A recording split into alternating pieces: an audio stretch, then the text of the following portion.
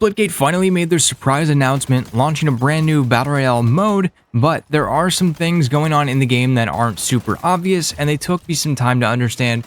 So if you're new to SplitGate BR, I'm going to be going over all the basics you need to know to get your first win. Number 1, when choosing your faction, keep in mind that this will be the set of perks you're able to upgrade throughout the match, and yes, if you can find all the perk upgrades, you will have access to all 10 perks in that class. Now, when you pick up the perks, they aren't assigned to you and you can't select which ones that you want, and they're assigned at random, which isn't my favorite feature, but we'll see how it plays out as the game evolves. It's also important to note that just like multiplayer, it's beneficial to have one of each class for the passive bonus so your team has the most utility possible. Beyond that, it's really just about which ultimate ability that you prefer to have. In my opinion, the Eros and Meridian classes are the strongest in Battle Royale because, well, wall hacks and fast movement speeds are insanely powerful. But if you can make it to end game, the Sabrask class can be good for holding power positions, especially in small buildings and areas where enemies can't really use jetpacks to push and overwhelm you. But in most of the cases, and just for ease of use,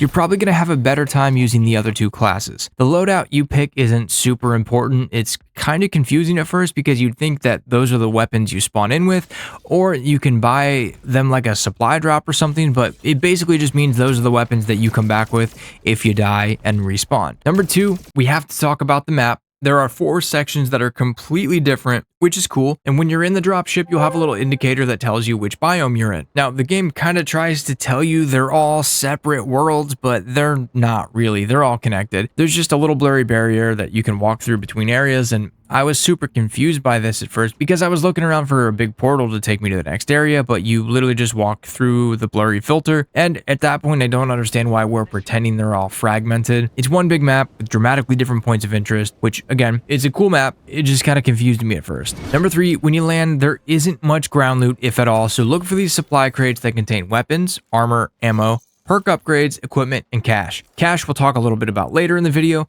and if you can't find enough loot or a good weapon, just hang in there for a few minutes because these will restock each round with better loot throughout the game, so keep an ear out for those crates just like you would in Rebirth Warzone. And you can tell what rarity level the crates are just by looking at the lights on the crates: white, green, blue, purple, and orange. Number 4, when the zone starts closing or some of the portal locations aren't available, you'll see these indicators on the map and you want to head towards the green ones. The zone closes pretty slow, and I'll be honest, I have yet to actually get caught fighting in the zone because the mobility and speed in this game are so good. Oddly enough, it seems to strike this weird balance of forcing players to actually go to zone, but without being so punishing that if you're a little bit late rotating, you're just dead. And I haven't really found any situations where I get griefed by people that were just sitting in the gas waiting to rotate late either. Number 5, if you're enjoying Splitgate, you're probably a fan of the fast-paced gameplay and running at every single fight that you see. But I highly recommend finding an armor upgrade before fighting. These give you a massive advantage in a fight, but to be completely honest with you, I can't tell exactly what they do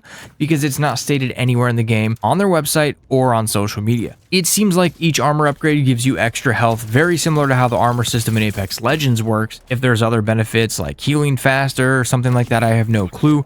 I just know that you get extra health, and I actually tweeted at the Splitgate account with my mock-up of how I think the armor should be displayed. Let me know if you guys agree or disagree with this change. Number 6, in the center of the map is Sanctum, which isn't open at the beginning of the game, and this is usually a highly contested area for a few reasons. Number 1, it's the center of the map, so a lot of players end up either rotating to or through there. And number 2, it has a power weapon in the center and a ton of loot crates. So if you can take out all the enemy teams, control the Sanctum, your entire team is going to be juiced for the rest of the match. Number 7, if you don't make it out alive, don't worry, this game has a very forgiving respawn and revive system. You only need one teammate to survive and not be in combat for anywhere between 10 to 30 seconds, and your entire team gets to immediately respawn on the ground, ready to go. No need to redeploy or fly down like the other BRs. If one of your teammates does go down and you notice the enemy team is pretty far away, you can walk over to their body and revive them, assuming they're behind cover. You don't have to wait for the timer for them to come back. This seems pretty obvious for a Battle Royale, but for my first 5 or 6 games, I didn't even think about trying because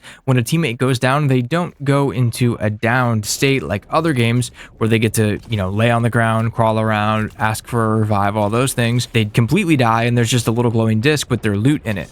Maybe it's a skill issue, it just kind of threw me off for a second, and The revive time is pretty short, so I'd recommend doing this as often as possible because they will come back with all of their gear instead of just a basic weapon loadout. One thing I'm really enjoying about SplitGate in general is that it doesn't put a lot of limits on the player, and you're free to move around as fast and crazy as you want to. That combined with the longer time to kill, this game has really proven to be a great way for mouse and keyboard players to express their skill, especially their aim mechanics. Now, recently I was looking for a replacement for my old Logitech G keyboard, and Keychron was nice enough to send me one of their brand new K2 HE boards. Now, originally I was looking to get a mechanical keyboard, but these magnetic switches are even better because you can manually go in and set the threshold for each key. This means that your key presses register faster and show up on screen immediately, giving you every single advantage possible. If you guys are in the market for a new keyboard, or you just want to check out the HE series boards, I'll leave a link in the description of this video, and if you do end up making a purchase through that link, I earn a small commission and it supports the channel. But let's get back to SplitGate Battle Royale. Number 8, make sure you always have armor plates. Very simple, they're all over the map, in the crates, on the ground, and they're those little chevron looking pieces of loot. You can carry up to 12 at a time, so if you're not at the max 12 plates, always be on the lookout for these. These work just like plates from Warzone or cells from Apex. The only difference between Splitgate and games like Warzone and Apex is that when you're being shot, you can continue to heal up and it doesn't cancel your plate, and you can move at full speed while healing. Number 9, portal upgrades. Again, pretty simple one, but because the game doesn't really tell you what it does, I just wanted to mention it. But the portal upgrade, the glowing glove or the gauntlet or whatever you want to call it, just increases the number of portals that you can shoot by 2 for each rarity level, maxing out at 12. Number 10, we talked about it a little bit earlier, but make sure that you're on the lookout for cash, scrap, whatever this purple looking tape thing is supposed to be, because this is how you'll be able to save up and pay for upgrades. Once you have some cash, head over to one of these upgrade terminals and you can purchase perks, armor, upgrades for your gun. I mentioned it earlier, but I highly recommend upgrading your armor because if you can get to orange or even purple rarity armor before everyone else does, you are almost unstoppable, which leads me into number 11. If you're at a massive armor deficit, meaning you have white and the enemy team has blue or purple, do not, under any circumstances, take that fight. Unless you have a sniper or a rocket launcher, and maybe not even then, you need to get out and find better armor. It's such a big difference that there's almost no chance you're going to win that fight. Number 12, when picking fights, do not push by yourself. If you see an enemy team that is playing together, the longer time to kill in this game is great, but it makes it very difficult to take out more than one enemy by yourself. Some of the best players in the world can manage to take on an entire team by using portals, creating space, and separating enemies so that they only have to fight one at a time. And this is a big part of the skill gap in the game, and even then, sometimes the enemy team is holding hands so well that there's nothing you can do. The only thing that's going to stop them from steamrolling you is to have your teammates with you. Number 13, when you kill a player, they drop the Splitgate version of a backpack, but instead of having to open a bag and go through the menu and loot it, you just need to go over, interact, and the loot will pop out all over the ground. This one might be obvious, but I just wanted to mention it as a reminder for some of you more advanced players, and maybe some of the beginner new players didn't even know this, but your jetpack is not time limited. It refills once your feet touch the ground, so you can really abuse this to your advantage. You can constantly jetpack strafe across open areas, back into cover, shoot your target, touch the ground, repeat, and go the other way. And when you combine this with sliding while you have a bunch of momentum using your jetpack, you're going to be a very, very difficult target to hit. And number 15, there are time-themed events that happen randomly throughout the game. Fire sale event is starting.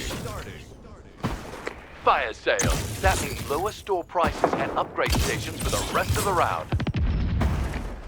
These will be things like disabling portals or being in a time warp where everything moves incredibly fast. So pay attention, listen to what the announcer says, and play accordingly. If you have any tips that I missed, drop them in the comments below, and if you enjoyed that video and you want to watch another one, click here.